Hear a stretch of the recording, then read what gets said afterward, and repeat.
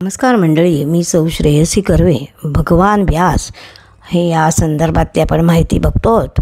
त्याचा भाग 3. काल आपण व्यासांच्या वाङ्मय संपदेविषयी बोलत होतो. या सगळ्या व्यासांच्या ग्रंथसंपदेमध्ये वाङ्मय कार्यामध्ये व्यासांच्या कीर्तीचा जो शुभ्र असा जयस्तंभ आहे तो ग्रंथ म्हणजे महाभारत असं आपण काल बघितलं. या ग्रंथामध्ये अर्थशास्त्र, धर्मशास्त्र, मोक्षशास्त्र ही तिन्ही जीवनदर्शने व्यासांनी सुंदर कथांनी सजवून मांडली आहेत. याला 5वा वेद अशी गौरवास्पद उपाधी प्राप्त झालेली आहे.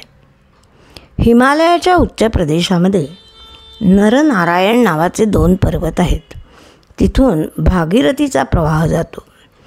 भागीरथीच्या काठी विशालाबद्री नावाचं एक पवित्र स्थान आहे. व्यासाने तिथे आपल्या आश्रमाची स्थापना केली. भारतीय युद्धाच्या समाप्तीनंतर लवकरच ते या आश्रमात जाऊन राहिले. 3 वर्ष त्यांनी तिथे सतत काव्याचा उद्योग केला आणि महाभारत रूपी उत्तम आख्यान निर्माण केलं, जे खऱ्या अर्थानं भारतवर्षाचा विश्वकोश ठरलं. किंबहुना जगातल्या उत्तम साहित्यातसुद्धा तो एक दिग्गज असा ग्रंथ आहे. महाभारत लिहिताना व्यासांना युद्ध, कपटकारस्थानं, कुरुक्षेत्रावरचा प्रचंड असा संहार आणि त्यातून अखिल भारतावर पसरलेला विषण्ण उद्वेग या सर्व गोष्टींचं वर्णन त्यामध्ये करावं लागलं.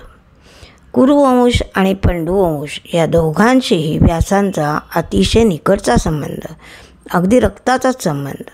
त्यामुळे कथेच्या गाभ्याशी व्यास स्वतःच एकरूप झाले.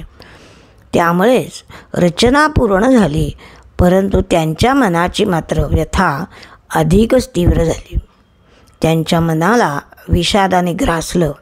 अशा परिस्थितीत एके दिवशी त्यांची नारद मुनींशी भेट झाली. आपली मनोव्यथा व्यासांनी नारदांना सांगितली. तेव्हा नारदांनी श्रीकृष्णाचं चरित्र भक्तिभावाने वर्णन करणारा असा ग्रंथ लिही आणि तो ग्रंथ लिहिताना कृष्णाच्या वर्णनामध्ये रंगून जा असा सल्ला दिला. कृष्ण भक्तीमध्ये रंगलेले व्यास भागवताच्या निर्मितीमध्ये विशेष आनंद घेऊ लागले. त्यांची भक्तिधारा भागीरथीसारखी वाहू लागली. त्यांच्या प्रतिभेला जणू नवा बहर आला. कित्येक अप्रतिम अशी कृष्ण स्तोत्र त्यांनी रचली आणि ती भागवतामध्ये घातली. त्यांचे म्हणजे व्यासांचं भागवत हे भक्तीचं महाकाव्य ठरलं. ते जन्माला घालून व्यास शांत झाले. त्यांच्या मनाला शांती लाभली.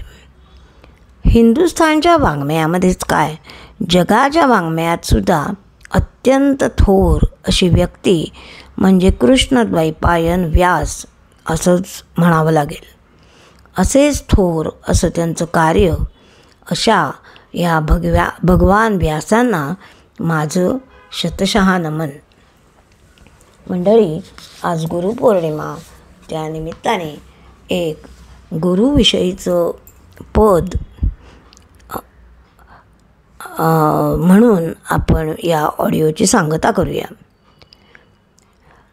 ओम गुरु परात परा गुरु, ओंकारा गुरु तव शरणम. ओम गुरु परात परा गुरु, ओंकारा गुरु तव शरणम. सुखकर दुःखहर हे परमेश्वर, ब्रह्म परात पर तव चरणम. सुखकर दुःखहर हे परमेश्वर, ब्रह्म परात पर तव चरणम. नमामि ब्रह्मा नमामि विष्णु, नमामि शंकर भयहरणम. नमामि ब्रह्मा नमामि विष्णु, नमामि शंकर भयहरणम. चिदाकार गुरु चित स्वरूप गुरु, चिन्मय सद्गुरु तव शरणम. चिन्मय सद्गुरु तव शरणम. चिन्मय सद्गुरु तव शरणम. तव शरणम. तव शरणम. जय श्रीराम.